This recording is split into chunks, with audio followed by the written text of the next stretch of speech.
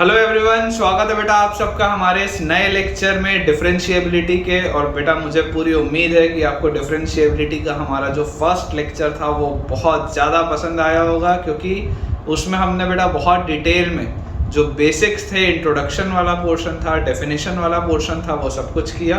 और उसके बाद बेटा हमने कुछ जो उसके बेसिक डेफिनेशन पर बेस्ड क्वेश्चंस हो सकते थे वो भी बनाए कि डिफरेंशिएबिलिटी का असल सेंस में मतलब क्या होता है, राइट हैंड डेरिवेटिव क्या होता है, लेफ्ट हैंड डेरिवेटिव क्या होता है, उसे फाइनाइट क्वांटिटी अगर मैं बोलता हूँ तो उसका क्या मतलब होता है, और कब कौन सी कंडीशन से हम क्या इम्प्लाई कर सकते हैं। जैसे कि अगर डिफरेंशिएबल है तो कंटिन्यूस होगा, लेकिन अगर कंटिन्यूस है तो ज़रूरी नहीं डिफरेंशिएबल हो। अगर नॉन डिफरेंशिएबल है तो ज़रूरी नहीं है कि डिसकंटिन्यूस हो, लेकिन अगर डिसकंटिन्यूस है तो 100% नॉन डिफरेंशिएबल होगा। ये तमाम बेटा चर्चाएं हमने हमारे लास्ट लेक्चर में की थी। आज का लेक्चर बेटा प्योरली बेस्ड ऑन क्वेश्चंस होगा। बहुत सारे सवाल, बहुत सारे कंसेप्ट्स आपको आज सीखने को मिलेंगे। तो आज का लेक्चर स्टार्ट करने के पहले सबसे पहले बेटा, अगर आप पसंद कर रहे हैं इन सीरीज को और आप देख भी रहे हैं इस वीडियो को, तो वीडियो को तुरंत लाइक करिए। और बेटा जितने भी नए स्टूडेंट्स हमारा वीडियो ये पहली बार देख रहे हैं, आप बेटा डिस्क्रिप्शन बॉक्स में देखिए, आपको टेलीग्राम चैनल का लिंक दिख रहा होगा, उसे ज्वाइन करिए ताकि आपको सारे अपडेट्स समय से मिल सकें। And eight the same time बेटा जो भी मैं होमवर्क के लिए आपको प्रैक्टिस शीट शेयर करूंगा वो भी आपको उसमें मिलेगा। तो चलिए बेटा शुरुआत करते हैं हम हमारे सवालों के साथ। बहुत सारे सवाल है बेटा मेरे पास आपके लिए।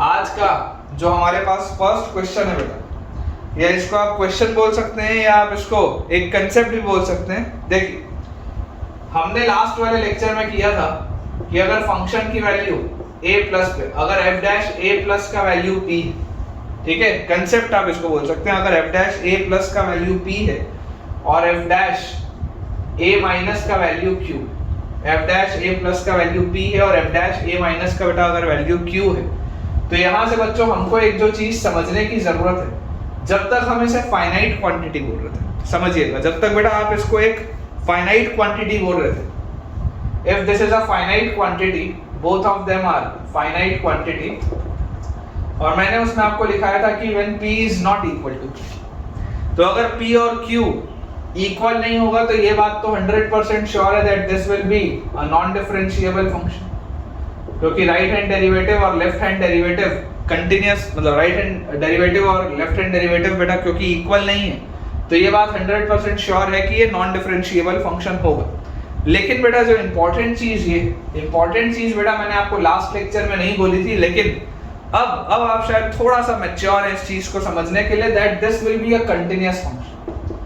This will be a continuous function. क्यों कंटीन्यूअस आएगा बेटा? कंटीन्यूअस इसलिए आएगा क्योंकि आप समझने की कोशिश करिए कि आपके पास राइट डेरिवेटिव और लेफ्ट डेरिवेटिव दोनों के दोनों बेटा एक फाइनाइट क्वांटिटी।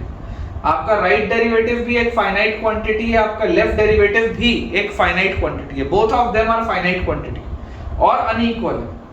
अगर वो डिसकंटिन्यूटी की बात हो रही होती है बेटा, कुछ और बात हो रही होती, तो आप समझने की कोशिश करिए कि आपके पास क्या हो जाता है, वो डिसकंटिन्यूटी की बात में वो नॉन डिफरेंशिएबल होता तब। लेकिन उसमें आपके राइट डेरिवेटिव और लेफ्ट डेरिवेटिव जो होते हैं उसमें कोई ना कोई हो सकता है इनफाइनाइट आ रहा होता। मैं जो आपको केस समझाना चाह रहा हूँ वो इस तरीके का बताना चाह रहा हूँ, ऐसा शार्प कॉर्नर वाला। मैं आपको बेटा ऐसा वाला केस समझाना चाह रहा हूँ कि देखिए, अगर आप 0 प्लस पर और 0 माइनस पर बात करेंगे, अगर आप बेटा 0 प्लस और 0 माइनस पर बात करेंगे तो जरा सोच कर देखिएगा ध्यान से कि 0 प्लस पर देखिए जो आपके पास डिफरेंशिएबिलिटी आएगी, राइट हैंड डेरिवेटिव आएगा, वो एक फाइनाइट क्वांटिटी है क्योंकि जो स्लोप है लाइन का वो फाइनाइट है। लेफ्ट हैंड डेरिवेटिव बेटा एक फाइनाइट क्वांटिटी है क्योंकि जो स्लोप है वो फाइनाइट है। लेकिन बेटा ये दोनों इक्वल नहीं है। क्यों इक्वल नहीं है? Because there is a sharp corner. Because there is a sharp corner. तो कंटिन्यूअस तो होगा but with a sharp corner, but with a sharp corner. ठीक है, इसको नोट करेंगे बेटा। और इसके बाद बेटा जो हमको काम की चीज समझनी है कि ये तो हो गई बात अगर ये फाइनाइट है तो। इन केस अगर इनमें से कोई भी एक इनफाइनाइट हुआ, बोथ और एनीवन, अगर इनमें से बेटा कोई भी एक इनफाइनाइट आपके पास हो जाएगा तो आप क्लियरली बोल सकते हैं then function will be non differentiable. ये बात तो देखो तुरंत क्लियर हो गई, क्योंकि डिफरेंशिएबिलिटी के लिए या डेरिवेबिलिटी के लिए बेटा जो सबसे पहली बात कही जाती है वो क्या होती है कि हमारा कोई भी फंक्शन डिफरेंशिएबल या डेरिवेबल, हमारा कोई भी बेटा फंक्शन डिफरेंशिएबल या डेरिवेबल हम कब कहते हैं, इसे बेटा हम डिफरेंशिएबल या डेरिवेबल तब कहते हैं जब हमारा राइट डेरिवेटिव लेफ्ट डेरिवेटिव एक फाइनाइट क्वांटिटी हो और इक्वल है ना। फाइनाइट क्वांटिटी होना जरूरी, अगर इनफाइनाइट हुआ तो बेटा प्रॉब्लम आ जाएगी। लेकिन इस केस में but in this case check of continuity is must. Check of continuity is must. आपको बेटा इसकी कंटिन्यूटी जरूर चेक करनी चाहिए, भले नॉन डिफरेंशिएबल है लेकिन आपको इसकी कंटिन्यूटी जरूर चेक करनी चाहिए। मैं तो आपको इस केस में बोलूंगा कि अगर फाइनाइट क्वांटिटी है और अगर बेटा दोनों की दोनों अनइक्वल आ रही हैं, आप तो यार कंटिन्यूटी चेक लगाओ, कोई दिक्कत नहीं, आप कंटिन्यूटी चेक लगाओ। देखिए इस बात को बेटा समझने की कोशिश करिए, जैसे जैसे हम सवाल करते जाएंगे ना वैसे वैसे आपको कंसेप्ट क्लियर होते जाएंगे, कोई घबराने की इसमें बात नहीं। चलिए अपन बेटा एक सिंपल सा मैं आपको एक एग्जांपल कराता हूँ, ठीक है। ये तो मेरे को एक काम की चीज आपको बतानी थी तो मैंने आपको बता दी। अपन एक सिंपल से एग्जांपल करते हैं, उससे आपको देखो और बेटर तरीके से चीजें क्लियर होंगी। हमारे पास मान लीजिए बेटा fx जो फंक्शन है वो दिया हुआ है x raise to the power 1/3। मैं आपको इसमें कुछ चीजें सिखाने की कोशिश करता हूँ, हो सकता है आपको आती भी हो, but still I will try. अगर मान लीजिए fx is equal to x raise to the power 1/3 और मैं आपको बोल रहा हूँ एट x इक्वल टू 0, मुझे इसको चेक करना है एट x इक्वल टू 0। तो सबसे पहली बात तो क्या है कि यार क्या मुझे इसका ग्राफ बनाना आता है क्या?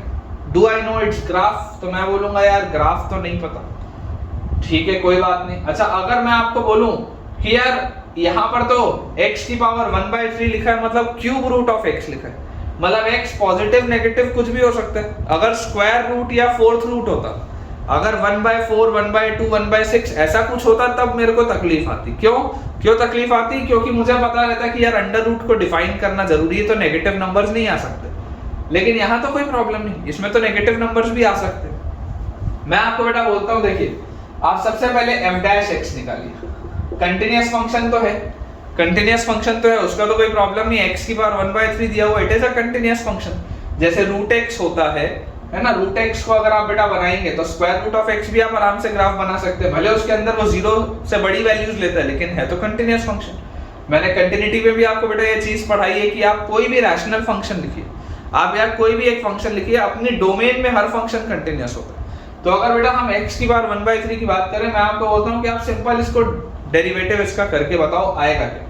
तो आप क्या बोलेंगे, f' क्या आ जाएगा हमारे पास? देखिए जैसे ही हम f' की बेटा बात करेंगे, इसको डिफरेंशिएट करेंगे तो आएगा हमारे पास 1/3 x raise to the power 1/3 - 1, 1/3 - 1 मतलब -2/3। तो इसको आप लिख सकते हैं 1/3 x raise to the power 2/3। आप इसको ऐसा लिख सकते हैं 1/3 x raise to the power 2/3, ये इसको लिखा जा सकता है, कोई बात नहीं।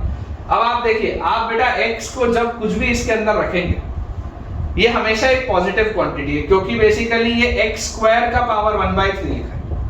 बेसिकली ये x स्क्वायर का पावर 1/3 लिखा हुआ है, x की पावर 2/3। तो आप x को कुछ भी रखिए, 0 प्लस रखिए या 0 माइनस रखिए, बेटा ये आपके पास हमेशा ही क्या है, आप इसको चाहे 0 प्लस रखें, आप इसको बेटा चाहे 0 माइनस रखें, हमेशा और हमेशा बेटा आपके पास this will be a positive quantity. 0 plus पे और 0 माइनस पे, तो बेटा 0 प्लस पे और 0 माइनस पे ये पॉजिटिव क्वांटिटी आएगी। देखो आप 0 तो यहाँ पर रख नहीं सकते, अदरवाइज f' जो होगा वो अनडिफाइंड हो जाएगा। तो मैं एग्जैक्ट 0 की बात नहीं कर रहा हूँ, वैसे भी हम जब डेरिवेटिव देखते हैं तो हम 0 प्लस और 0 माइनस पर देखते हैं ना, एग्जैक्ट उस पॉइंट पे क्या हो रहा है मेरे को फर्क नहीं पड़ता, उधर मेरे को फर्क पड़ता है कंटिन्यूटी। तो यहाँ पर बेटा आप देख सकते हैं since this is a positive quantity, तो आपको क्या चीज पता है, आपको बेटा एक चीज पता है कि if f' is greater than 0 it means the function is increasing। अगर f' बेटा 0 से बड़ा होगा it means the function is increasing, ठीक है। अगर f' 0 से बड़ा है तो मतलब मेरा फंक्शन क्या होगा, increasing, सबसे पहली बात, ठीक है। इसके बाद बेटा हम ऐसा करते हैं, इसका डबल डिफरेंशिएशन भी करते हैं। डबल डिफरेंशिएशन से क्या पता चलता है अभी मैं आपको बताता हूँ। जैसे बेटा आप इसको डबल टाइम डिफरेंशिएट करेंगे तो ये लिखा हुआ है 1/3, ये तो कांस्टेंट है, x की पावर -2/3। तो ये क्या आ जाएगा, -2/3 भी नीचे आ जाएगा, और x की पावर -2/3 -1, मतलब ये आ जाएगा x की पावर -5/3। तो इसका आप लिख सकते हैं -2/9 इंटू 1/x की पावर 5/3। ये आपके पास लिखा हुआ ऑड पावर लिखा, आप देख सकते हैं। ये अगर आप देखेंगे तो आपको बेटा दिखाई दे रहा है व्हेन x इज पॉजिटिव। अगर x पॉजिटिव हुआ तब ये पूरी चीज, ये f डबल डैश x क्या होगा, f double dash x will be negative. And when x is negative, अगर x नेगेटिव होगा तो क्योंकि ये ऑड पावर्स है, f double dash x will be positive. ये चीज मैं बोल सकता हूं, इसमें मेरे को कोई डाउट नहीं होना चाहिए। एक बात बेटा समझिए, देखिए जब डबल डिफरेंशिएशन पॉजिटिव होता है ना, जब डबल डिफरेंशिएशन पॉजिटिव होता है तो आपका बेटा जो कर्व होता है ना, आपका कर्व होता है इस तरीके से, concave up. This is concave up. और जब बेटा आपका कर्व डबल डिफरेंशिएशन जब नेगेटिव होता है, जब डबल डिफरेंशिएशन नेगेटिव होता है तो आपका कर्व होता है इस तरीके से, कॉनकेव डाउन। कॉनकेव डाउन, ये जो कॉनकेव वाला हिस्सा है वो झुका हुआ है, यहाँ कॉनकेव वाला हिस्सा उठा हुआ है। This is concave upwards, this is concave downwards. ये आपका एक अंडरस्टैंडिंग इसकी आपको होनी चाहिए। जैसे आपको इंक्रीजिंग डिक्रीजिंग की अंडरस्टैंडिंग होती है, वैसे बेटा आपको डबल डिफरेंशिएशन की भी अंडरस्टैंडिंग होना जरूरी है। तो अब बेटा देखो, अगर हमको सिंगल डिफरेंशिएशन और डबल डिफरेंशिएशन समझ में आता है तो कोई भी ग्राफ बनाना हमारे लिए बेहद आसान है। चलो मैं आपको बेटा ऐसा करता हूं, मैं आपको बेटा इसमें पहले तो सिंपल कैलकुलेशन से, अगर मुझे मान लो डिफरेंशिएबिलिटी चेक करनी है, सवाल है check the differentiability, check the differentiability.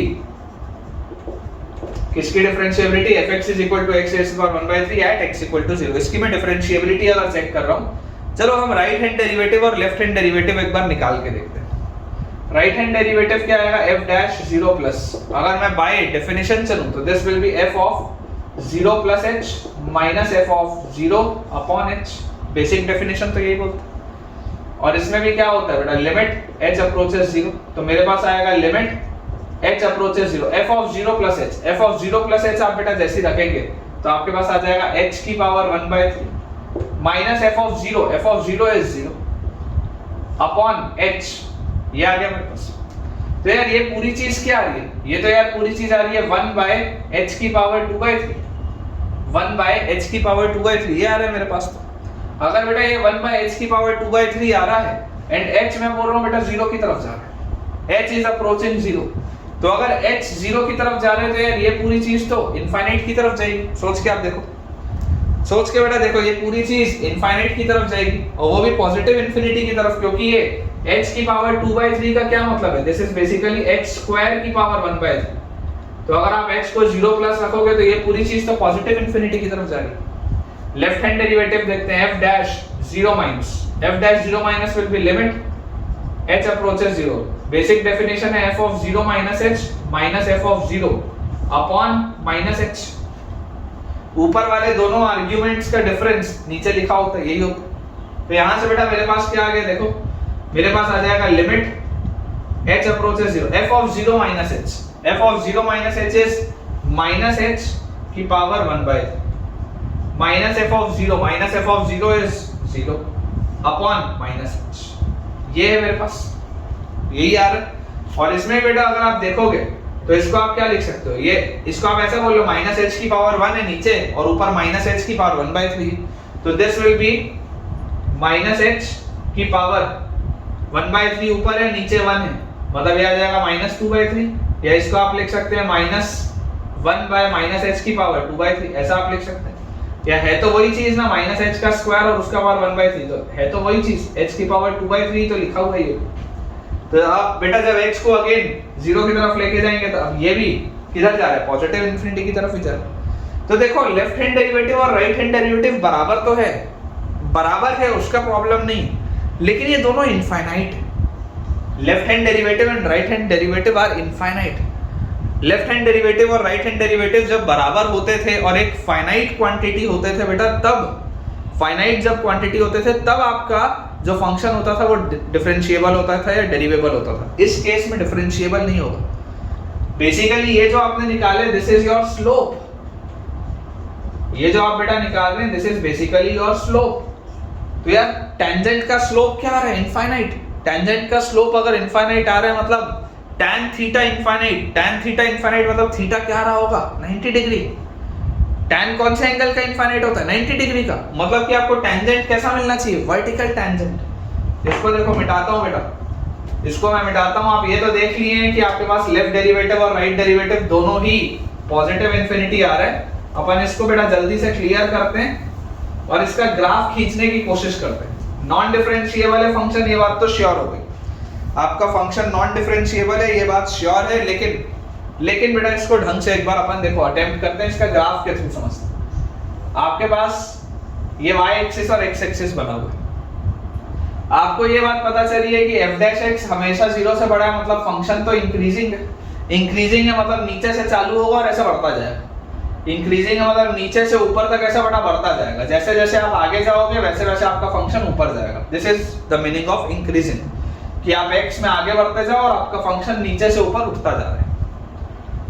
0 से छोटे में f double dash x positive है, मतलब this is concave up. f double dash 0 से छोटे में बेटा, 0 से छोटी वैल्यूज में f डबल डैश 0 पॉजिटिव है। f डबल डैश 0 बेटा पॉजिटिव है, इसका मतलब this will be a concave upwards graph. 0 से छोटी वैल्यूज के इस तरीके से, दिस इज अ देखो कॉनकेव अपवर्ड्स ग्राफ। और बेटा 0 से बड़ी वैल्यूज के लिए, 0 से बड़ी वैल्यूज के लिए this is a concave downwards graph. Function तो इंक्रीजिंग है तो बढ़ता ही जाएगा, लेकिन this is a concave downwards graph. आप देख सकते हैं झुका हुआ है नीचे। और यहां पर बेटा आपको देखो एक चीज दिखाई दे रही है कि यार ये फंक्शन हमेशा बढ़ता जा रहा है। देखो ये फंक्शन हमेशा बढ़ता जा रहा है, भले ये कॉनकेविटी आ रही है, लेकिन फंक्शन बढ़ रहा है। फंक्शन आपका डिक्रीज नहीं हो रहा बेटा, फंक्शन इंक्रीजिंग है। यहाँ पर आपका कॉनकेव अपवर्ड्स है, यहाँ पर आपका कॉनकेव डाउनवर्ड्स है, जो इसकी वजह से था। एंड फंक्शन आपका इंक्रीजिंग है। और 0 पर बेटा आप देखेंगे, 0 पर अगर आप देखेंगे तो आपका फंक्शन कंटिन्यूअस है। This is a continuous function, continuous है बेटा, इसमें शार्प कॉर्नर भी नहीं है। There is no sharp corner, continuous है, there is no sharp corner. लेकिन बेटा आप वो वाला आर्टिकल एक बार खोल के देखिए जो मैंने आपको लास्ट लेक्चर में बताया था कि फंक्शंस कब डिफरेंशिएबल, मतलब कब डिफरेंशिएबिलिटी फेल करते हैं। फंक्शंस कब डिफरेंशिएबिलिटी फेल करते हैं, तो पहला तो होता है कि अगर डिसकंटिन्यूअस हो जाए, दूसरा होता है कि आपका लेफ्ट डेरिवेटिव और राइट डेरिवेटिव बराबर ही ना हो, और तीसरा होता है बेटा कि अगर उसमें एक वर्टिकल टैंजेंट आ जाए। आप देख सकते हैं, देखिए यहाँ पर 0 पर जो आप लाइन डाल रहे हैं बेटा, ये जो टैंजेंट है उसका स्लोप क्या है? इनफाइनाइट स्लोप है। क्यों इनफाइनाइट स्लोप है? Because this is a vertical tangent inclined at an angle of π/2 90 degree. This is a vertical tangent. ठीक है, ये आपको बेटा मैं सिखाना चाहता था इसको। ठीक है, वर्टिकल इसमें बेटा आपके पास टैंजेंट आ जाएगा, कंटिन्यूअस फंक्शन है 0 पर। ठीक है, f डैश x आपने जो निकाला है, f dash x is a increasing function जो आपको दिखाई दे रहा है क्योंकि ये हमेशा पॉजिटिव है। f डबल डैश x बेटा आपने निकाला है और आपको दिखाई दे रहा है कि x जब 0 से बड़ा होगा this will B concave downwards. 0 से बड़े में बेटा this will B concave downwards. ठीक है, और 0 से बेटा छोटे में this will B concave upwards. ये चीज आपको बेटा समझ में आनी चाहिए। फंक्शन आपका नॉन डिफरेंशिएबल है, फंक्शन आपका नॉन डिफरेंशिएबल है लेकिन कंटिन्यूअस है, इसमें कोई शार्प कॉर्नर नहीं है क्योंकि इसमें वर्टिकल टैंजेंट है। बहुत सारी चीजें बेटा, ये एक सवाल आपको बहुत सारी चीजें सिखाता है। तो चलिए बेटा अपन अपना बोर्ड क्लियर करते हैं, अगले सवाल की तरफ आगे बढ़ते हैं।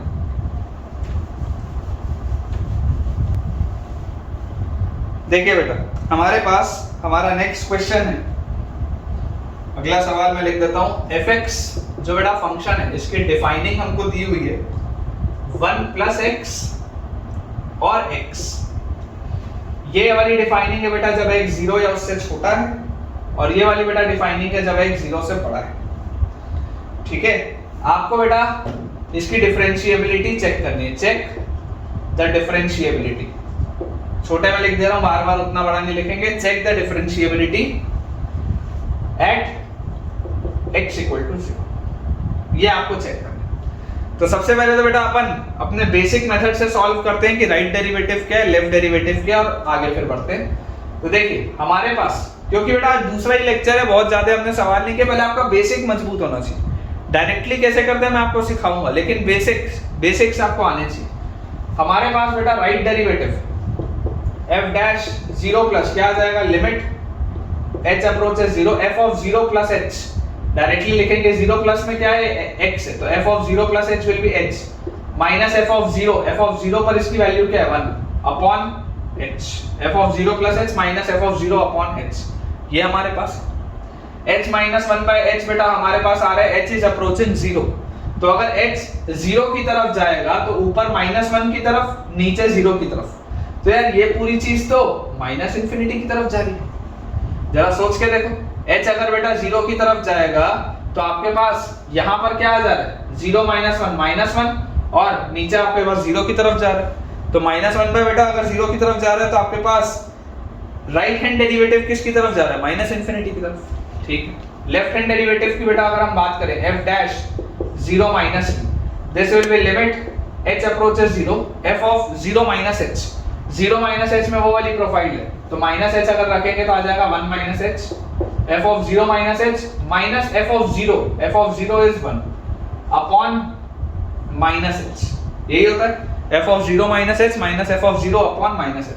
तो आप देख सकते हैं 1 और माइनस 1 बेटा कैंसिल आउट हो गया, minus h bye minus h, यार ये तो 1 होता है, यार ये तो 1 होता है, लेफ्ट हैंड डेरिवेटिव तो 1 आ रहा है, फाइनाइट क्वांटिटी है, लेकिन राइट हैंड डेरिवेटिव अलग है, इनफाइनाइट क्वांटिटी है, therefore your function is non differentiable, your function is non differentiable.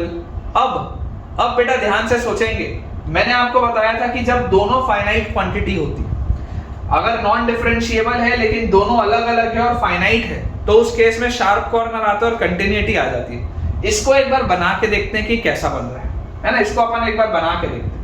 अब बेटा अगर इसका ग्राफ बनाने की कोशिश करें तो इसका ग्राफ कैसा बनेगा, देखो आपको इसमें दिखाई दे रहा है जीरो से छोटे, जीरो या उससे छोटे में आपकी लाइन है 1 प्लस एक्स, 1 प्लस एक्स वाली लाइन कैसी होती है, x प्लस 1 आप बोलो, x प्लस 1 अगर आप उसको बोलोगे तो उसका स्लोप 1 है और y इंटरसेप्ट 1 है, यार ये तो कुछ ऐसी आपके पास लाइन होगी और जीरो पर इसकी वैल्यू 1 आ जाएगी, इस तरीके की आपके पास ये लाइन होगी, this is your line 1 plus x, zero से छोटी वैल्यूज के लिए और जीरो के लिए, और जीरो से बड़ी वैल्यूज के लिए, जीरो से बड़ी वैल्यू के लिए x है, तो यार इसके जस्ट आप जब जीरो से आगे करोगे तो यहाँ हॉलो आएगा और इस तरीके से लाइन आएगी, तो लाइंस पैरेलल हैं, दीज आर पैरेलल लाइंस, लेकिन मेरा फंक्शन ही डिसकंटिन्यूअस है, माय फंक्शन इज डिसकंटिन्यूअस।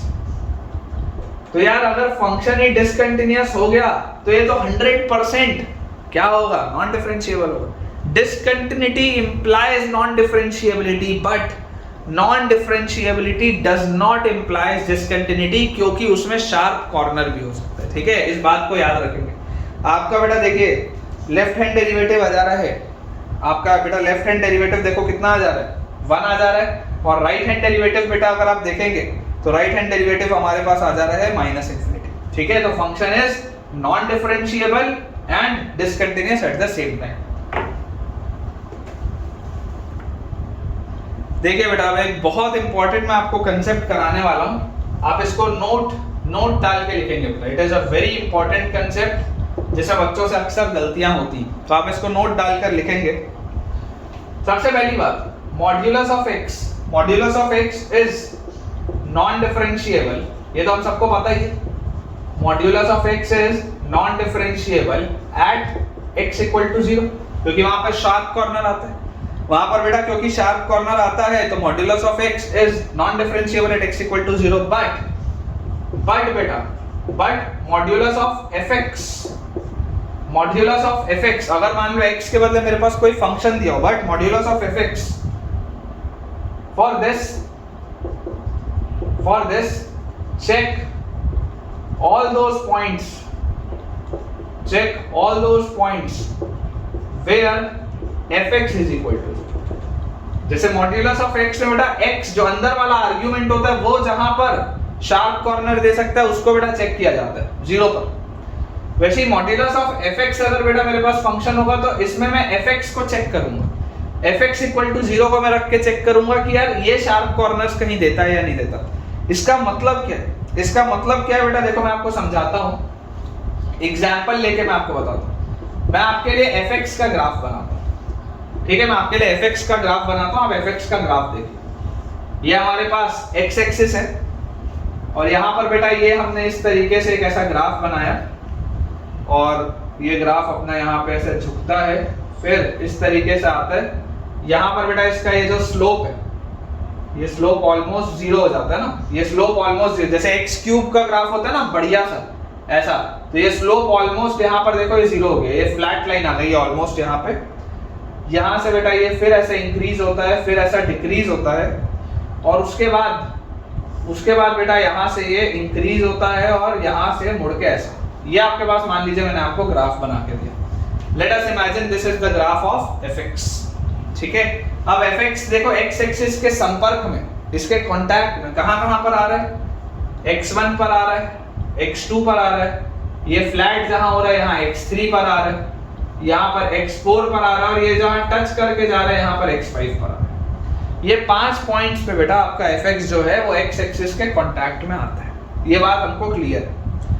पर अगर बेटा हम बात करें मॉड्यूलस ऑफ fx की, मॉड्यूलस ऑफ fx की, तो fx तो 5 जगह आपका जीरो हो रहा है, fx आपका 5 बार x एक्सिस के संपर्क में आ रहा है, लेकिन what about modulus of fx, what about modulus of fx, modulus of fx की क्या हरकत हो रही होगी?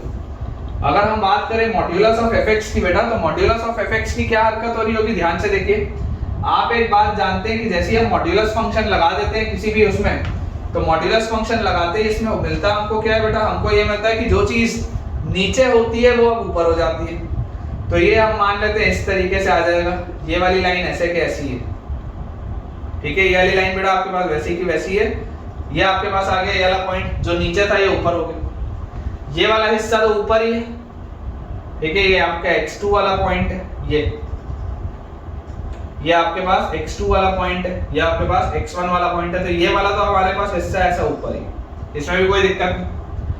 फिर यहाँ पर बेटा आपके पास देखिए, यहाँ पर आपके पास ये x3 वाला पॉइंट है, लेकिन बेटा ध्यान से यहाँ पर क्या चीज समझनी है, x3 वाले पॉइंट पे आपका ये लाइन क्या था, फ्लैट लाइन था, कोई ऐसा कट करता हुआ ऐसा नहीं भागा है, मतलब कट तो कर रहा है, लेकिन आप समझो जैसे यहाँ पर कट हो रहा था, तो जब आपने उसका मॉड्यूलस लिया तो शार्प कॉर्नर आया। कट यहाँ पर भी हो रहा था, लेकिन मॉड्यूलस लिया तो क्या हो गया, शार्प कॉर्नर आ गया। लेकिन बेटा क्योंकि ये ऑलमोस्ट एक फ्लैट लाइन जैसा है, ऑलमोस्ट ये फ्लैट लाइन जैसा है बेटा, तो यहाँ पर आप जब देखेंगे ना, तो यहाँ पर आपको दिखेगा कि यार ये तो इस तरीके का बन रहा होगा कुछ, यहाँ पर एक क्योंकि फ्लैट लाइन है, तो ये देखो इसको जब आप मिरर इमेज करोगे तो इधर भी आपको ऑलमोस्ट ये फ्लैट लाइन जैसा मिल जाएगा जाता हुआ, इधर पर भी आपको ये फ्लैट लाइन जैसा मिल जाएगा, और यहां से बेटा ये ऐसे इंक्रीज करेगा, ये ऐसे। और अब बेटा अगर मैं x4 की बात करूं, x4 की, तो यहां पर देखो ये प्रॉपर्ली इसको क्योंकि कट कर रहा है, तो अगर हम बेटा x4 की बात करें तो हम बोलेंगे कि यार ये यहां पर अब शार्प कॉर्नर आपको मिलेगा, x4 पर अगर देखेंगे तो ये शार्प कॉर्नर आपको मिलेगा, और ये हमारे पास है x5, ये हमारे पास है x5, तो यहां से बेटा आपके पास ये दोबारा ये जो नीचे था ये अब ऊपर दिखेगा, और यहाँ पर क्योंकि ये टच करके घूम जा रहा था, तो यहाँ पर भी ये टच करके घूम जाएगा। ये आपके पास अब इसका ग्राफ आएगा, किसका ग्राफ है ये, मॉड्यूलस ऑफ fx का। मैंने फ्री हैंड बेटा स्केच किया तो हो सकता है उतना अच्छे से आपको ना दिख रहा हो, लेकिन अगर आप ढंग से इसको बेटा घर पे बना के देखेंगे तो आपको दिखेगा कि मॉड्यूलस ऑफ fx आप कैसे बना सकते हैं, ठीक है। अब अगर बेटा मैं आपको मॉड्यूलस ऑफ fx की बात कर रहा हूँ और मैं आपको बोल रहा हूँ कि यार in how many points modulus of fx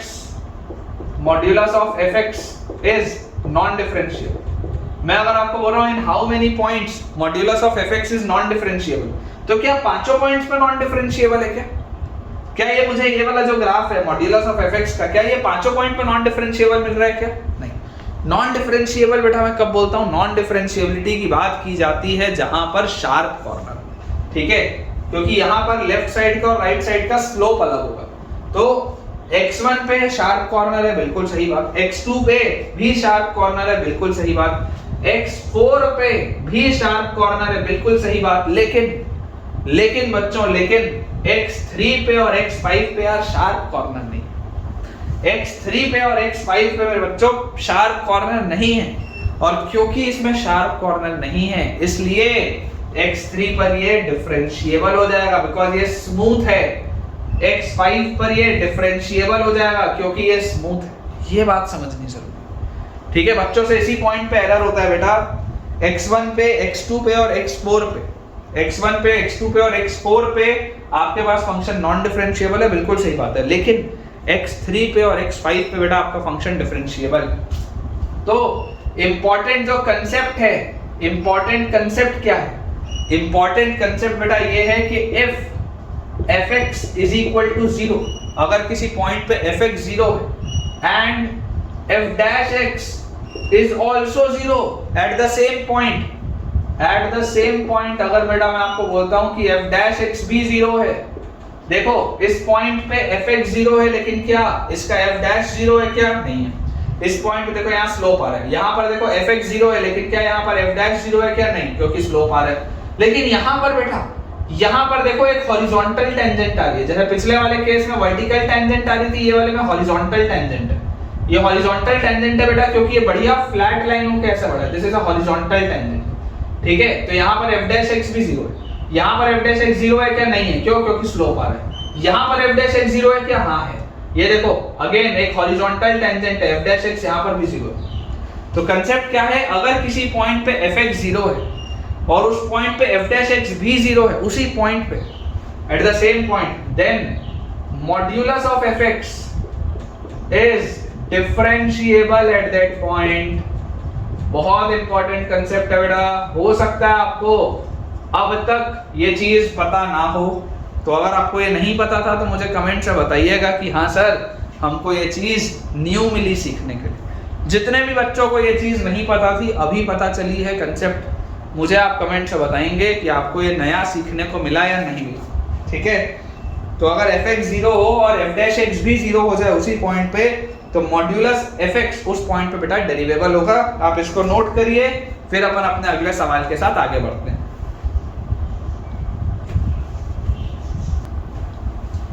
चलिए बेटा, इस इंपॉर्टेंट कंसेप्ट के बाद हम अपने अगले सवाल की तरफ आगे बढ़ते हैं। हमारे पास हमारा बेटा नेक्स्ट क्वेश्चन दिया हुआ है। मैं fx फंक्शन आपके लिए डिफाइन कर देता हूं कि fx फंक्शन मुझे दिया हुआ है sin of x square upon x, नीचे हमको लिखा हुआ है 0। ये हमारी डिफाइनिंग है when x is not equal to 0, ये हमारी डिफाइनिंग है when x is equal to 0। आपसे बेटा पूछा जा रहा है इवैल्यूएट f डैश 0, आपसे पूछा जा रहा है इवैल्यूएट f डैश 0 कि f डैश 0 का क्या वैल्यू होना चाहिए, मुझसे ये पूछा जा रहा है। सिंपल सा बेटा सवाल है, डेरिवेटिव पूछा जा रहा है, लेफ्ट डेरिवेटिव और राइट डेरिवेटिव हम निकाल लेते हैं। अगर दोनों बराबर आ गए तो f डैश 0 एग्जिस्ट कर जाएगा और उसके बराबर होगा, और अगर दोनों बराबर नहीं आए मतलब फंक्शन 0 पर डिफरेंशिएबल ही नहीं है, ठीक है। तो देखिए बहुत इजी सा बेटा सवाल है, f dash 0 plus, simple defining का सवाल है। f डैश 0 प्लस क्या होता है, limit h approaches 0 f of 0 plus h minus f of 0 upon h। इसको आप बेटा इतनी दफे लिखिए कि आपको याद हो जाए। मुझसे अक्सर कई बार, खास कर ठीक है अभी तो 12th है, आप लोग कई सारी चीजें समझ चुके होंगे, लेकिन अक्सर बेटा मुझसे कई बार 11th के बच्चे आके पूछते हैं कि सर इतने सारे फॉर्मूले हैं, इतनी सारी चीजें हैं, याद कैसे करें। ये आप में से भी हो सकता है बहुत सारे बच्चों का दुख दर्द हो, और ये किसी भी सब्जेक्ट में हो सकता है ना, फिजिक्स में, केमिस्ट्री में, किसी में भी हो सकता है। तो बेटा पॉइंट ऐसा है कि कभी भी आप फॉर्मूला जब रट्टा मारने के लिए रटोगे ना, तो आप हो सकता है आपको याद हो जाए। पहली बात तो याद होगा नहीं, अगर याद हो भी गया तो उसको अप्लाई कैसे करते हैं आप वो सीख नहीं सकते। फॉर्मूला याद करने का, रटने का बेस्ट बेटा तरीका होता है कि आप उस फॉर्मूले पे बेस्ड कम से कम 20 सवाल बनाइए, कम से कम 25 सवाल बनाइए, ढूंढिए, सवालों को ढूंढिए। नहीं मिलता तो मुझसे कमेंट्स में आप पूछिए कि सर इस चैप्टर के क्वेश्चन चाहिए, इस फॉर्मूले के चाहिए, इस कंसेप्ट के चाहिए, मैं आपको दूंगा ढूंढ के। लेकिन जब आप एक कंसेप्ट के बेटा बार बार सवाल बनाते हैं, एक फॉर्मूले के आप बेटा जब बार बार सवाल बनाते हैं ना, तो हमारे माइंड में ऑटोमेटिकली वो चीज़ याद हो जाती है, और याद होने के साथ साथ हम उसको अप्लाई करना भी सीख जाते हैं। तो हमें रटने में मेहनत भी नहीं करनी पड़ी और हम फॉर्मूले का एप्लीकेशन भी सीख गए। ये बहुत बड़ा प्लस पॉइंट होता है, ठीक है, इस पे थोड़ा गौर फरमाइएगा। खैर देखिए हमारे पास राइट डेरिवेटिव अगर मैं देखूंगा तो आ जाएगा limit h approaches 0 f of 0 plus h minus f of 0 upon h। ठीक है, तो 0 प्लस h में मेरे पास यही वाली प्रोफाइल चल रही होगी, 0 पर ये है ना, 0 प्लस और 0 माइनस भी यही प्रोफाइल होगी। तो 0 प्लस h अगर मैं रखूंगा तो this will be sine of h square minus f of 0 is 0 upon, एक second, sine of h square upon h भी तो आएगा 0 प्लस h में, और अपॉन यहां पर आएगा बेटा h। ठीक है, तो ये हमारे पास आ गया sine of h square by h square, sine of h square by h square, इसमें बेटा लिमिट लगा हुआ है व्हेन h अप्रोचेस 0। तो यार ये तो sin 0 बाय 0 का प्रोफाइल है, इसका आंसर तो 1 जाएगा। राइट डेरिवेटिव तो बेटा 1 आएगा, लेफ्ट डेरिवेटिव करते हैं, f dash 0 minus, this will B f of 0 minus h minus f of 0 upon minus h। तो और इसमें भी आगे लगा हुआ है लिमिट h अप्रोचेस 0, तो मेरे पास आ जाएगा limit h approaches 0 f of 0 minus h बेटा वहां पर आप रखेंगे, this will be sine of h square by minus h minus f of 0 is 0 upon minus h। मतलब ये मेरे पास आ गया बेटा limit h approaches 0 sine of h square upon minus h will be again h square, तो sine of h square by h square, यार ये भी 1 आ रहा है। तो यार ये तो लेफ्ट डेरिवेटिव राइट डेरिवेटिव दोनों ही 1 के बराबर आ रहे हैं, और अगर लेफ्ट डेरिवेटिव भी 1 है राइट डेरिवेटिव भी 1 है, मतलब कि फंक्शन की value f dash 0 will be equal to 1। ठीक है ना, फंक्शन की वैल्यू बेटा डिफरेंशिएट अगर आप करेंगे तो 0 पर इसकी वैल्यू क्या आ जाएगी, 0 पर बेटा इसकी वैल्यू आ जाएगी 1, क्योंकि राइट डेरिवेटिव भी 1 के बराबर आ रहा है और लेफ्ट डेरिवेटिव भी हमारा बेटा 1 के बराबर आ रहा है। देखिए बेटा, नेक्स्ट हमारे पास जो सवाल लिखा है वो लिखा हुआ है fx, इसकी बेटा डिफाइनिंग मैं आपके लिए कर देता हूं, this is cos x plus mod of cos x। fx is cos x plus mod of cos x at x is equal to pi by 2।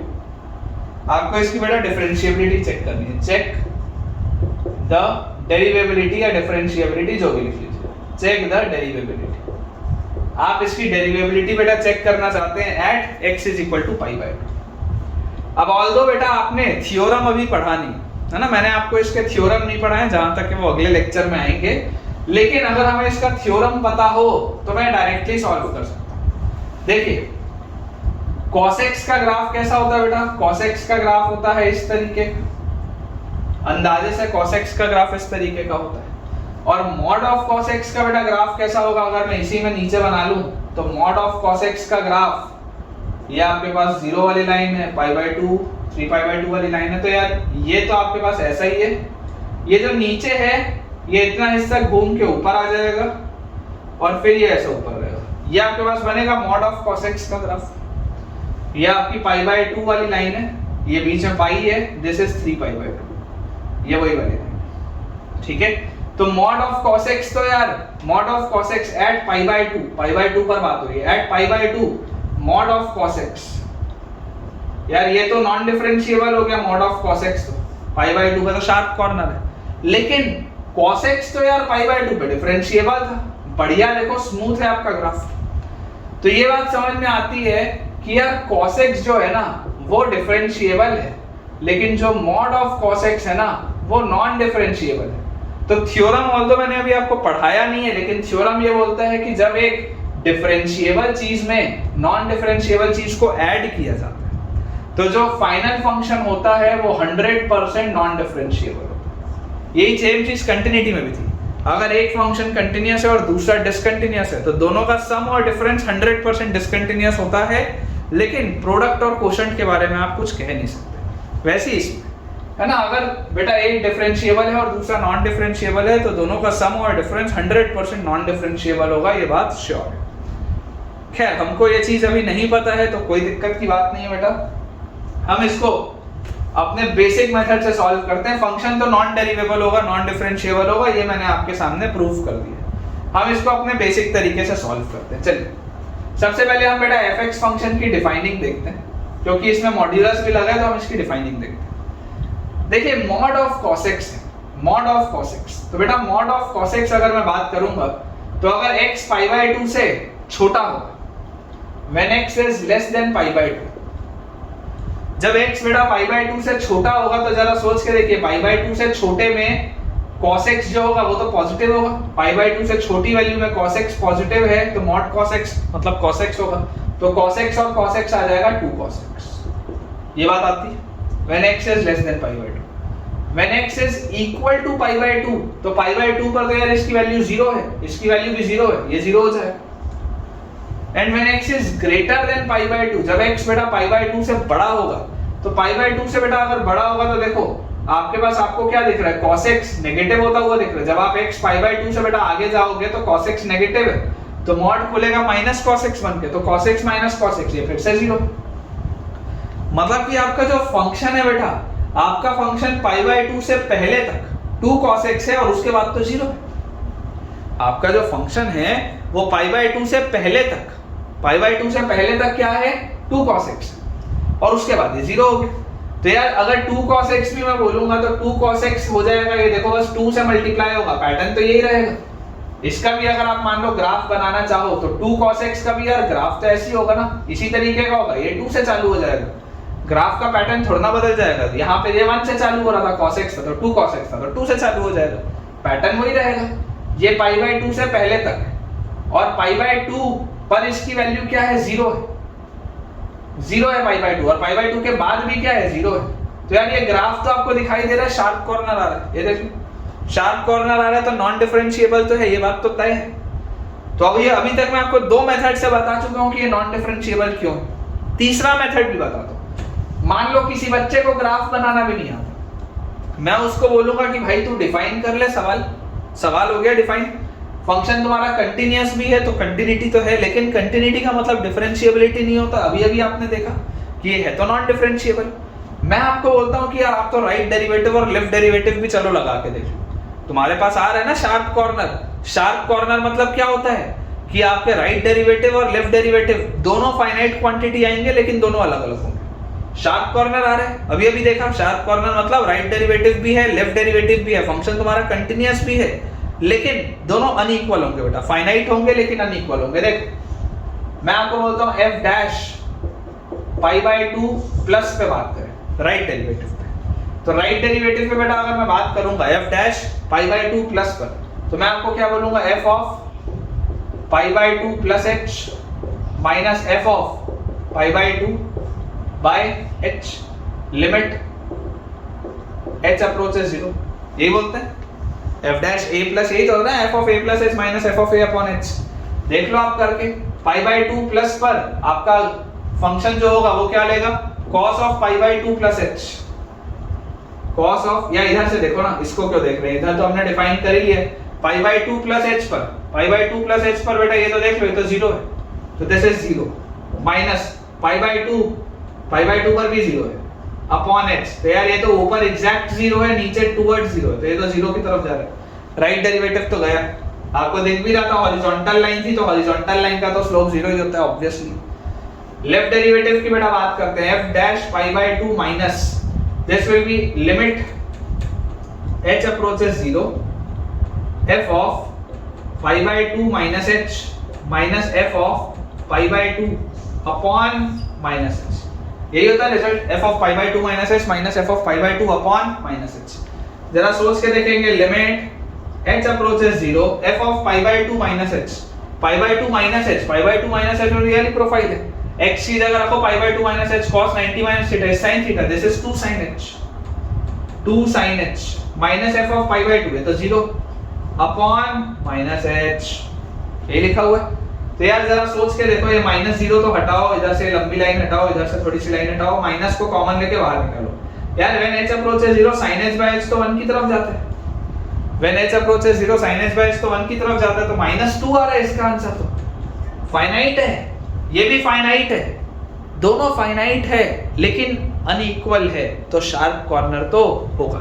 ठीक है, आपके पास बच्चों लेफ्ट डेरिवेटिव, ठीक है, देखिए मैं आपके लिए फंक्शन बता देता हूं, आपका फंक्शन आ रहा है -2 sin x, f dash x अगर आप करेंगे, लेफ्ट डेरिवेटिव आपके पास आएगा -2 जो कि हमने निकाला है लेफ्ट डेरिवेटिव, और राइट डेरिवेटिव बेटा आपके पास आएगा 0। ठीक है, राइट डेरिवेटिव हमारा 0 आ चुका है क्योंकि हॉरिजॉन्टल लाइन बन रही थी, आपने देखा भी ग्राफ में जो मैंने आपको दूसरे मेथड में बताया।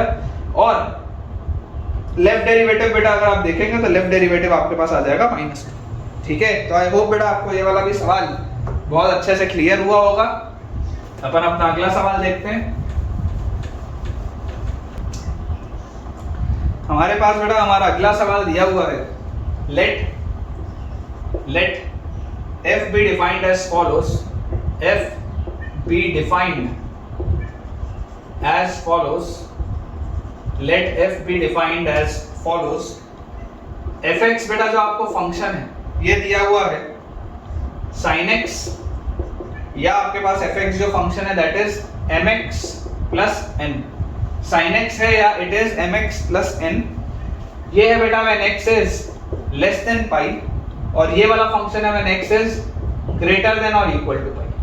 ठीक है, when x is less than pi and when x is greater than or equal to pi।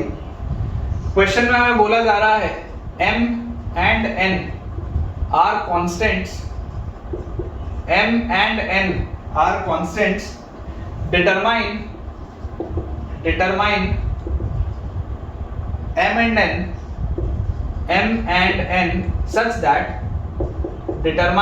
m and n such that f is derivable, आपका फंक्शन डेरिवेबल है दिया हुआ, such that f is derivable on the set R। Real numbers के set में आपका बेटा function डेरिवेबल हो, आपको ये दिया हुआ। ऑप्शंस में आपको दे देता हूँ। First option is m is equal to -1, n is equal to pi।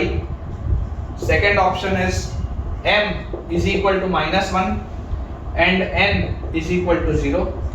Third option बच्चों हमको दिया हुआ है m is equal to 1 and n is equal to -pi। And fourth option बेटा हमको दिया हुआ है m is equal to 1 and n is equal to 0। ठीक है, एक बार आप बेटा इसको अटेम्प्ट करिए, तब तक मैं अपने मार्कर के इंक रिफिल करता हूँ। और मुझे ऐसा लगता है कि आपसे बनना चाहिए। देखिए मैं आपको हिंट दे देता हूँ, आपको इसमें बेटा दो वेरिएबल दिए हुए, मतलब आपको दो इक्वेशन लगेंगे। अब अगर बेटा आपको दो इक्वेशन लगेंगे तो जरा सोच के देखिए, डिफरेंशिएबल बोला जा रहा है, मतलब एक इक्वेशन तो वहां से निकलेगा कि आपका फंक्शन तो डिफरेंशिएबल है, डेरिवेबल। लेकिन दूसरा इक्वेशन कहां से निकालूं, मेरे पास तो दो वेरिएबल थे। तो बेटा मैं आपको ये बोलता हूं कि अगर आपको दूसरा इक्वेशन निकालना है तो याद करिए डिफरेंशिएबिलिटी इंप्लाइज कंटिन्यूटी। अगर एक फंक्शन डिफरेंशिएबल है तो वो 100% कंटिन्यूअस तो होगा, मतलब कि इस सवाल में मैं कंटिन्यूटी का भी चेक लगा सकता हूँ। डिफरेंशिएबिलिटी का तो चेक लगाऊंगा, मैं कंटिन्यूटी का भी इसमें चेक लगा सकता हूँ। तो देखिए इसको कैसे बेटा हम सॉल्व करेंगे। हमारे पास पाई पर अगर मैं बोलूं continuity check at x equal to pi, मैं आपको बोलता हूं let us do continuity check at x equal to pi. तो यार पाई माइनस पर क्या वैल्यू है, पाई माइनस पर जो भी वैल्यू आएगी वही पाई प्लस पर भी होनी चाहिए और वही वैल्यू पाई पर भी होनी चाहिए। यही तो होता था कंटिन्यूटी चेक। पाई माइनस पर जो लिमिट होगी वही पाई प्लस पर भी होगी और वही फंक्शन की वैल्यू भी होगी, तभी तो कंटिन्यूअस आप कहते थे फंक्शन। तो यार पाई माइनस पे देखो इंडिटरमिनेट फॉर्म तो कोई है नहीं, आसान सा सवाल। पाई माइनस पर आपके वैल्यू का क्या है, पाई माइनस पर आपका वैल्यू हो जाएगा साइन पाई माइनस h लिख लो, लिमिट h अप्रोचेस 0। यही है आपके पास पाई माइनस पे। पाई प्लस पे आपके पास क्या है, limit h approaches 0। Pi plus पे रखोगे तो आपके पास आ जाएगा m टाइम्स पाई प्लस h प्लस n। और पाई पर वैल्यू क्या है, पाई पर वैल्यू है m पाई प्लस n। तो यार ये दोनों तो देख लो आप, जैसे लिमिट लगाओगे sine of 180 minus theta is sine theta, this is sine h, limit h approaches 0, limit h approaches 0, यहां पर h को 0 की तरफ लेके जाओगे, this is m pi plus n। ये भी m पाई प्लस n ही लिखा है तो बार-बार नहीं लिखते। h अप्रोचेस 0 sin 0 तो 0 हो गया, 0 is equal to m pi plus n। एक इक्वेशन तो मिल गया, एक इक्वेशन तो आ गया कंटिन्यूटी चेक लगा के।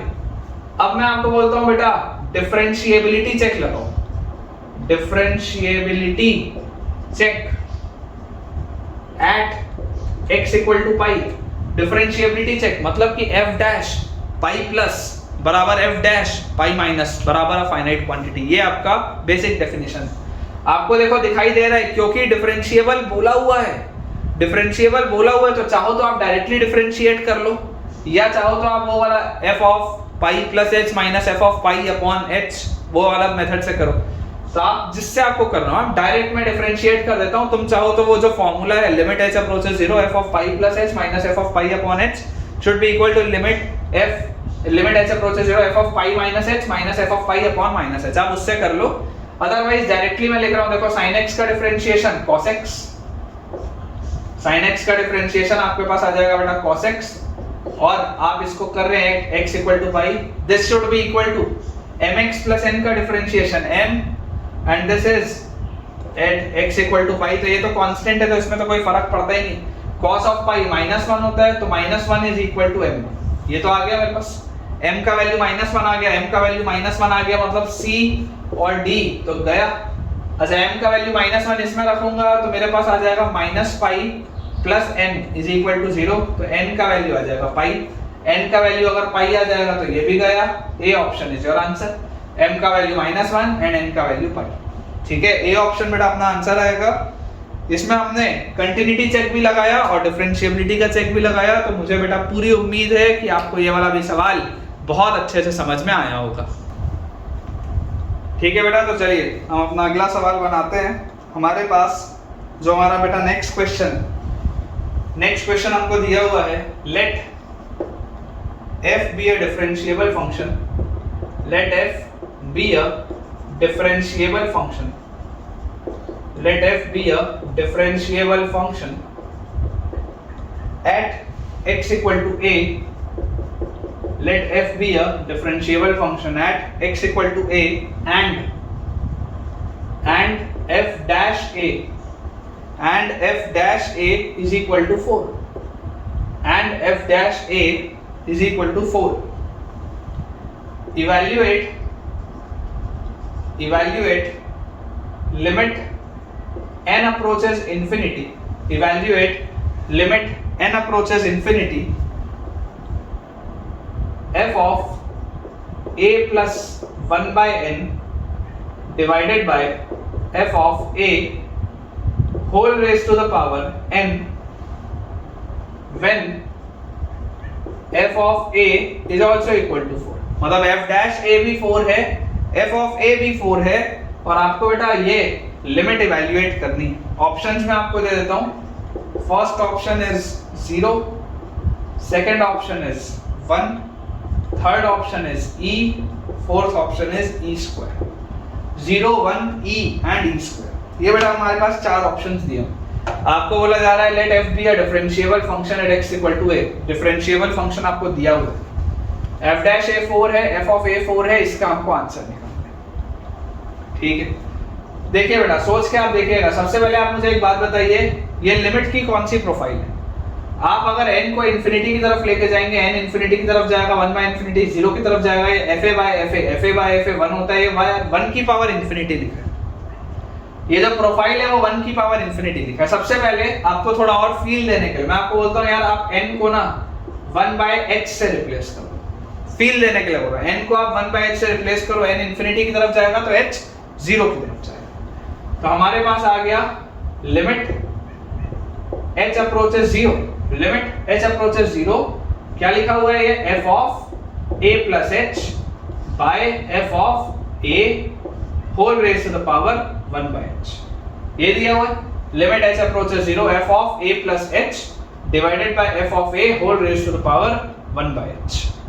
करेक्ट, क्योंकि ये 1 की पावर इंफिनिटी का बेटा फॉर्मेट है तो इसका answer will be limit e raise to the power limit h approaches 0, e raise to the power limit h approaches 0 exponent into base -1, मतलब f of a plus h by f of a minus exponent into base -1, ये आ जाएगा मेरे पास। और जैसी बेटा मेरे पास ये चीज आई, अब मैं इसको देखो क्या लिख सकता हूं, e raise to the power limit h approaches 0, ये क्या लिखा हुआ है, f of a plus h minus f of a upon h into f of a, ये लिखा है बेटा मेरे पास। ठीक है, ये मेरे पास लिखा हुआ है। और मैं बेटा इस बात को जानता हूं कि f ऑफ a का वैल्यू तो 4 है, ये 4 दिया हुआ है, ये 4 दिया हुआ है, f ऑफ a का वैल्यू तो 4 है। तो यार ये f ऑफ a तो 4 है, इसको तो यहाँ 4 लिख लो, कोई बात ही नहीं, कांस्टेंट। ये क्या लिखा हुआ है, ये जो लिखा है ये what is this, e raise to the power limit h approaches 0। एक बार के लिए इसको भूल जाओ, limit h approaches 0 f of a plus h minus f of a upon h। यार ये तो अभी अभी मैं पढ़ के आया हूं, तो राइट डेरिवेटिव होता है। ये क्या लिखा हुआ है, e raise to the power f dash 4 लिखा हुआ है, f डैश a अपॉन 4 लिखा हुआ है, ऐसा लिखा हुआ है। क्योंकि आपको पता है अगर आपको फंक्शन डिफरेंशिएबल दिया है मतलब राइट डेरिवेटिव और लेफ्ट डेरिवेटिव तो सेम ही होगा। तो अगर f डैश a 4 है मतलब f डैश a प्लस भी 4 है, f डैश a माइनस भी 4 है, तभी तो f डैश a 4 आपको बोला जा रहा है, because right derivative left derivative same होगा। तो ये बेटा मेरे पास लिखा हुआ है e raise to the power limit e raise to the power f dash a by 4। अब f डैश a का वैल्यू क्या था, 4 था, तो यार ये तो e की पावर 4 बाय 4 लिखा है। e की पावर 4 बाय 4 क्या होता है, e की पावर 1 व्हिच इज e। तो इसका आंसर क्या आ जाएगा बेटा अपने पास, सी ऑप्शन आ जाएगा। ठीक है, C option will be our answer. चलिए अगला सवाल देखते हैं बेटा, मुझे उम्मीद है समझ में आया होगा, आसान आसान से सवाल। ठीक है, हमारे पास बेटा नेक्स्ट जो क्वेश्चन है, हमारा अगला सवाल दिया हुआ है, if fx is equal to, दो इसकी बेटा ब्रांचेस हैं, x raise to the power m sin 1 by x when x is greater than 0 and 0 when x is equal to 0 is continuous। ये फंक्शन बेटा आपको कंटिन्यूअस दिया। if this is continuous but not differentiable, continuous तो है लेकिन differentiable नहीं है, जरूर इसमें शार्प कॉर्नर आ रहा होगा। कंटिन्यूअस है लेकिन डिफरेंशिएबल नहीं है। at x equal to 0, at x equal to 0, then find the range of m, then find the range of m, then find the range of m। ये बेटा हमारे पास सवाल दिया। ठीक है, थोड़ा सा बेटा ध्यान से सोचेंगे, इसमें गलतियां हो सकती हैं, ध्यान से देखेंगे। हमें बोला जा रहा है fx दिया हुआ है कंटिन्यूअस। ठीक है, कंटिन्यूअस अगर दिया हुआ है इसका मतलब क्या है कि सबसे पहली बात तो ये फंक्शन जो है इसमें सिर्फ राइट हैंड कंटिन्यूटी की बात होगी, लेफ्ट साइड में तो फंक्शन डिफाइंड नहीं है, 0 से बड़े पर है, 0 पर है, तो इसमें जो भी बात होगी that will be your right hand continuity, right hand continuity की बेटा बात होगी। लेफ्ट में तो फंक्शन डिफाइंड है, 0 या 0 प्लस पर बात होगी। तो अगर ये कंटिन्यूअस फंक्शन है तो फंक्शन की वैल्यू 0 पर जो होगी वही फंक्शन की वैल्यू लिमिट h अप्रोचेस 0 या 0 प्लस पर होगी, लिमिट x अप्रोचेस 0 प्लस पे होगी, x की power m sin of 1 by x या x approaches 0 f of 0 plus, एक ही बात। अब अगर बेटा मैं इसमें बात करूं कि यार ये दोनों तो सेम होना चाहिए क्योंकि कंटिन्यूटी की बात हो रही है, तो यार इसकी मतलब f ऑफ 0 का आंसर तो क्या है, 0 है।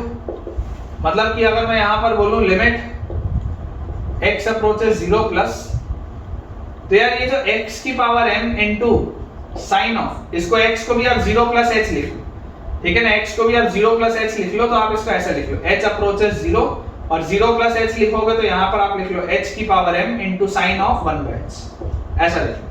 x को आप लिख लो 0 प्लस h, है ना। यहां पर भी आप अगर चाहते तो आप इसको ऐसे लिख सकते थे limit x approaches 0 plus fx, एक ही बात है, f ऑफ 0 प्लस की बात होगी। अब अगर बेटा हम इसमें बात करें तो यार मैं आपको ये बोलूंगा कि यार ये तो ऑसिलेटरी वाला फॉर्म है, when h approaches 0 sin of 1 by 0 sin of infinity जो भी वैल्यू होगी यार ये तो -1 से 1 के बीच में ऑसिलेट करेगी। ये तो पढ़ा है हमने डिस्कंटिन्यूटी में, -1 से 1 के बीच में ऑसिलेट करेगी ये चीज। लेकिन बेटा अगर आप चाहते हैं कि इसका आंसर 0 है, अगर बेटा आप चाहते हैं कि इसका आंसर 0 है, तो देखो ये एक फाइनाइट क्वांटिटी, -1 से 1 जो भी है ये एक फाइनाइट क्वांटिटी। अगर आप चाहते हैं कि इसका आंसर 0 है तो इसका आंसर 0 कब आएगा?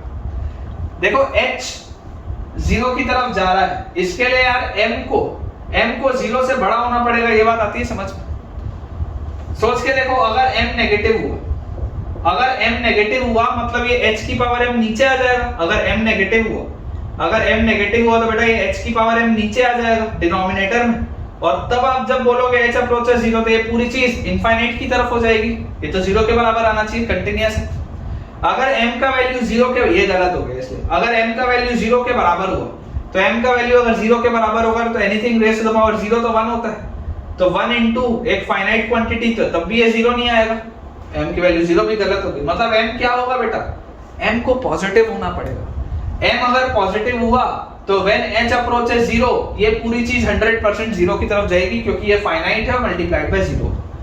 तो यहां से एक चीज तो आ गई कि अगर आप चाहते हैं इस फंक्शन को कंटीन्यूअस हो, ये अभी मैंने जो लगाया ये कंटिन्यूटी का चेक लगाया, अगर आप चाहते हैं इस फंक्शन को कंटीन्यूअस होना तो m को पॉजिटिव होना पड़ेगा, m को बेटा पॉजिटिव होना पड़ेगा, ये बात श्योर है, अगर हम इस फंक्शन को कंटीन्यूअस करना चाहते हैं। अब मैं आपको बोल रहा हूं this function is non differentiable, this function is non differentiable, ये फंक्शन डिफरेंशिएट नहीं होना चाहिए। अगर बेटा ये फंक्शन डिफरेंशिएट नहीं होना चाहिए तो यार इसमें याद करिए बाउंड्री पॉइंट पर डिफरेंशिएबिलिटी का टेस्ट क्या था कि डिफरेंशिएशन जो आपका राइट हैंड डेरिवेटिव होगा, right hand derivative must exist, यही तो होता था डिफरेंशिएबिलिटी में कि अगर आप डिफरेंशिएबिलिटी चाहते हैं तो राइट हैंड डेरिवेटिव एग्जिस्ट करना चाहिए, या b माइनस a से b वाले इंटरवल में याद करो, क्लोज्ड इंटरवल a से क्लोज्ड इंटरवल b में a प्लस पर जो f डैश होगा वो और b माइनस पर जो f डैश होगा वो दोनों एग्जिस्ट करने चाहिए, उनका एक फाइनाइट क्वांटिटी आनी चाहिए, ठीक है। तो यहाँ पर बेटा आप सोच कर देखिए कि यार अगर आपको नॉन डिफरेंशिएबिलिटी की बात हो रही है, मतलब कि right hand derivative must not exist, for non differentiability right hand derivative must not exist, ये बात आती है समझ में। अगर डिफरेंशिएबिलिटी के लिए एग्जिस्ट करना चाहिए था तो नॉन डिफरेंशिएबिलिटी के लिए एग्जिस्ट नहीं करना चाहिए, राइट हैंड डेरिवेटिव नहीं एग्जिस्ट करना चाहिए, मतलब कि एक इनफाइनाइट क्वांटिटी होनी चाहिए, फाइनाइट अगर हुई तो एग्जिस्ट कर जाएगा। निकालो राइट हैंड डेरिवेटिव क्या है, f dash 0 plus this is limit h approaches 0 f of 0 plus h minus f of 0 upon h, तो यहां से मेरे पास आ जाएगा limit h approaches 0 f of 0 plus h रखो यहां पे, h की power m sin 1 by h minus f of 0 is 0 by h, ये है बेटा मेरे पास, ये आ रही है मेरे पास चीज। तो यहां से हमारे पास क्या आ गया, लिमिट h अप्रोचेस 0 h की power m minus 1 into sine of 1 by h। अब जरा सोच के देखो h अप्रोचेस 0 तो यार ये पूरी चीज तो अगेन ऑसिलेटरी डिस्कंटिन्यूटी में जाएगा बेटा, -1 से 1 के बीच में मूव करेगा, ऑसिलेटरी वाले में जाएगा -1 से 1 के बीच में मूव करेगा। अब अगर आप चाहते हैं कि ये लिमिट मतलब ये जो डेरिवेटिव है ये एग्जिस्ट ना करे, ये अगर आप चाहते हैं बेटा कि राइट हैंड डेरिवेटिव एग्जिस्ट ना करे, मतलब इसकी लिमिट क्या हो जानी चाहिए, इनफाइनाइट हो जानी चाहिए, क्योंकि अगर फाइनाइट आ गया, अगर इसका आंसर फाइनाइट आ गया तो बेटा लिमिट एग्जिस्ट कर जाएगी, मतलब राइट हैंड डेरिवेटिव एग्जिस्ट कर जाएगा तो गड़बड़ हो जाएगी, मतलब इसका लिमिट का आंसर फाइनाइट नहीं होना चाहिए, फाइनाइट हुआ तो प्रॉब्लम है।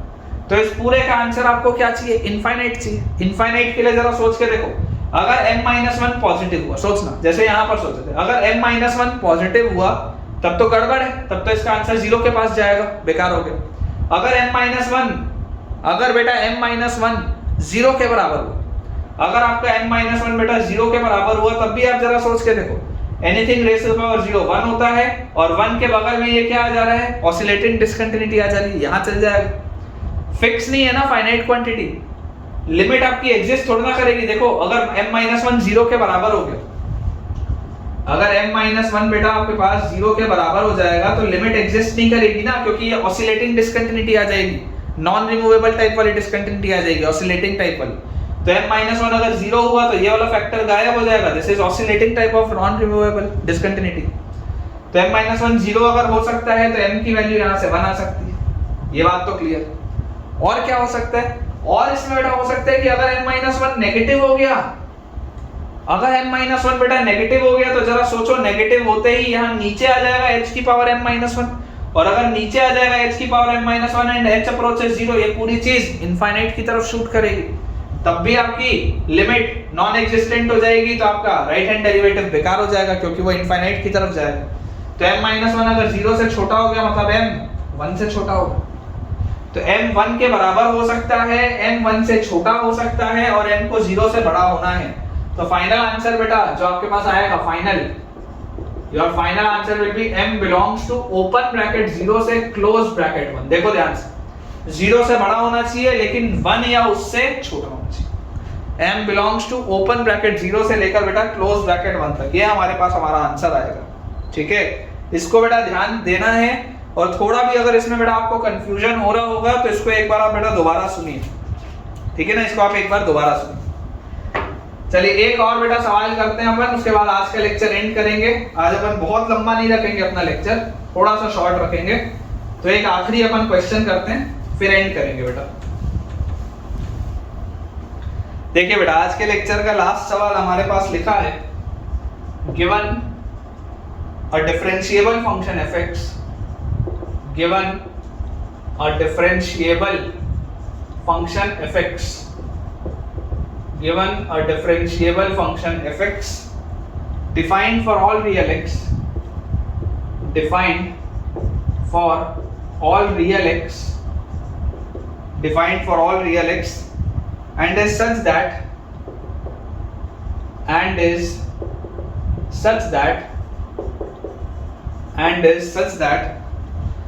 modulus of f of x plus h minus fx, modulus of f of x plus h minus fx is less than equal to 6h square for all real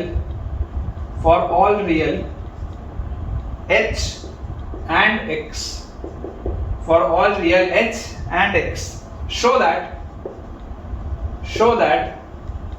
fx is constant, show that fx is constant।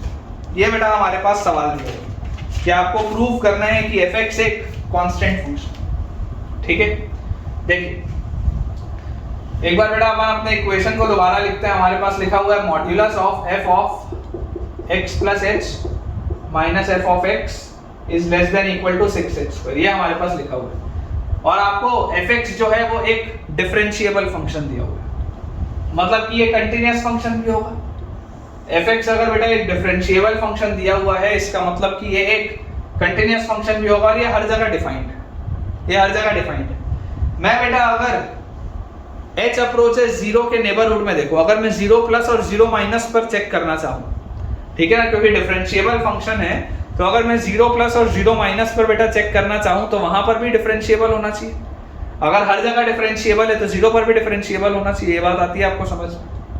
इसको बेटा अपन ऐसा लिखते हैं, देखो आप हर जगह, क्योंकि आपका फंक्शन डिफाइंड है और यहाँ पर आपको एक चीज और दिखाई दे रही है कि देखो ये मॉड्यूलस है, modulus of something is less than equal to 6h square. ये 6h स्क्वायर जो भी है पॉजिटिव क्वांटिटी है, ये भी एक पॉजिटिव क्वांटिटी है। ये बात आपको आती है समझ में? ठीक है, ये एक पॉजिटिव क्वांटिटी होगी, ये भी एक पॉजिटिव क्वांटिटी होगी। और गलती से बेटा अगर h 0 हुआ तो फिर तो सवाल का कोई मतलब ही नहीं बना, है ना। अगर h 0 हुआ तो यार ये लेस देन इक्वल टू 0, अब modulus less than equal to 0 आ रहा है, मतलब ये भी 0 के बराबर होना चाहिए, क्योंकि मॉड्यूलस नेगेटिव तो हो नहीं सकता। अगर ये भी 0 के बराबर होना चाहिए तो fx और fx बराबर आ जाएगा। तो मतलब कुछ निकल के नहीं आएगा सवाल में, समझने की कोशिश करो। अगर आपने बेटा h को 0 किया तो ये 0 हो जाएगा, मॉड्यूलस नेगेटिव हो नहीं सकता, इसलिए मॉड्यूलस इक्वल टू 0 होगा, इक्वालिटी आ जाएगी। मॉड्यूलस इक्वल टू 0 होगा तो देखो h 0 है तो fx इक्वल टू fx आ जाएगा। सॉल्व क्या कर रहे हैं हम? कुछ सॉल्व नहीं कर रहे, इसलिए हम मान सकते हैं इसमें कि यार h 0 नहीं होगा, अदरवाइज तो सवाल का कोई अर्थ ही नहीं। तो मैं आपको बोलता हूं कि यार आप सबसे पहले ये जो 6h स्क्वायर, इसको आप लिख लो 6 mod h का स्क्वायर। h स्क्वायर लिखे या mod h का स्क्वायर लिखे कोई फर्क नहीं पड़ता। मैं आपको बोलता हूं divide both sides by mod h। mod h से आप डिवाइड करो तो आपके पास क्या आ जाएगा? Modulus of f of x plus h minus fx, modulus of f of x plus h minus fx upon h। इस वाले मॉड्यूलस को भी हम अंदर ले गए तो modulus of f of x plus h minus fx by h, this is less than equal to 6 mod h। यही लिखा हुआ है। मैंने mod h से डिवाइड किया, और अब मैं बोलता हूं take limit h approaches 0 on both sides, take limit h approaches 0 on both sides। तो बेटा जैसे ही आप दोनों साइड लिमिट लेंगे तो आपके पास देखिए क्या आ गया, limit h approaches 0 mod of f of x plus h minus f of x upon h is less than equal to limit h approaches 0 6 mod h। तो यार जरा सोच के देखो, अगर h 0 की तरफ जाएगा तो यार ये पूरी चीज तो 0 की तरफ निकल गई, और अगर ये पूरी चीज 0 की तरफ निकल गई, और ये देखो ये क्या लिखा हुआ है, f of x plus h minus fx by h, यार ये तो f dash x लिखा हुआ है, mod of f dash x लिखा हुआ है, लिमिट जैसी आप लगाओगे तो ये क्या लिखा हुआ है, mod of f dash x, right hand derivative लिखा है, तो mod of f dash x, और डिफरेंशिएबल फंक्शन है तो मैं f dash x बोलूं या f dash x plus बोलूं आते ही, तो mod of f dash x का value less than equal to 0 बोल, तो यार मॉड्यूलस कभी 0 से छोटा हो सकता है क्या, नहीं हो सकता, मतलब लिमिटिंग केस में modulus of f dash x 0 के बराबर होगा, और अगर modulus of f dash x 0 के बराबर होगा मतलब बेटा आपके पास f dash x 0 के बराबर होगा, और अगर f dash x 0 के बराबर होगा मतलब fx जरूर एक कांस्टेंट फंक्शन होगा। यही तो प्रूव करना था, कांस्टेंट का ही तो डेरिवेटिव या कांस्टेंट का ही तो डिफरेंशिएशन 0 होता है, तो आपको यही तो प्रूव करना था, show that fx is constant, हमने शो कर लिया। तो ठीक है बेटा, आज के लिए हम इतना ही रखते हैं। मुझे उम्मीद है कि आपको आज का लेक्चर काफी पसंद आया होगा, हमने बहुत सारे सवालों की आज प्रैक्टिस की है। तो अगर आपको आज का लेक्चर पसंद आया है तो वीडियो को लाइक करना, चैनल को सब्सक्राइब करना और दोस्तों को इस चैनल को रेफर करना बिल्कुल भी ना भूलें, और अपनी पढ़ाई बहुत अच्छे से बेटा करते रहिए और मुझे भी मोटिवेटेड रखिए अपने प्यारे प्यारे बेटा कमेंट्स ड्रॉप करके कमेंट्स बॉक्स में। तो आपको आज के लेक्चर में जो भी अच्छा लगा होगा या जो भी आपने नया सीखा होगा मुझे कमेंट्स में बेटा आप जरूर बताइएगा। Thank you.